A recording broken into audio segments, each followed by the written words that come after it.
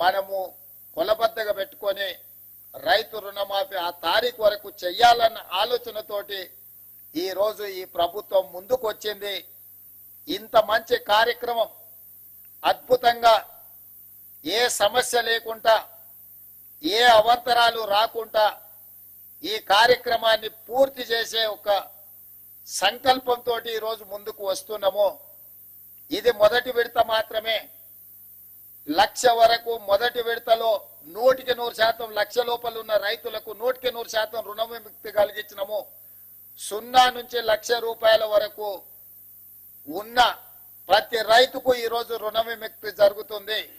రెండవ విడత 0 నుంచి 1,50,000 వరకు ఉన్న లక్షలాది మంది రైతులకు రెండవ విడత 100% రుణమాఫీ చేస్తాము.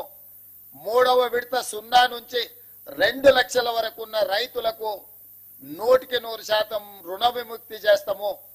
3 విడతలలో 31,000 కోట్ల రూపాయలు ఆగస్టు నెల పూర్తి కాకముందే మీ ఖాతాలలో నగదు చేసి ఎలాంటి నిబంధనలు లేకుండా కొంతమంది రైతు రుణమాఫీకి రేషన్ కార్డు కావాలని అడుగుతుంది ప్రభుత్వాన్ని అపోహలు సృష్టిస్తున్నారు.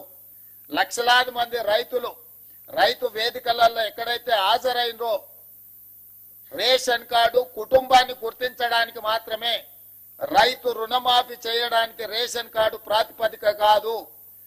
రైతు రుణమాఫీ చేయడానికి ప్రాతిపదిక మీకు భూమి ఉండాలి, భూమికి పాస్బుక్ ఉండాలి.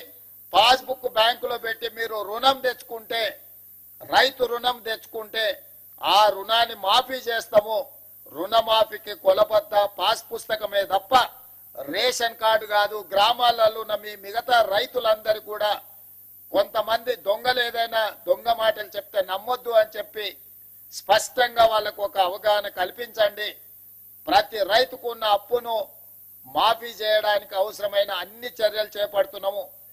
ఏదైనా సాంకేతిక లోపం వస్తే మీ సంబంధిత బ్యాంకు అధికారి దగ్గరికి వెళ్ళండి, వాళ్ళు సంపూర్ణంగా సహకరిస్తారు.